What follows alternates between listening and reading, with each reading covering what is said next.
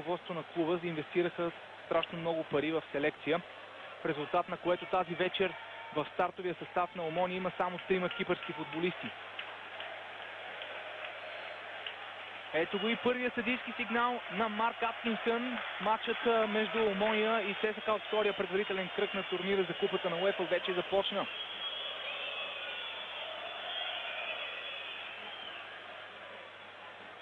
Топката стига до Ней, който веднага отправи удари. Това е гол! Какво начало на матча и какъв гол! Ней открива резултата още в първата минута на срещата.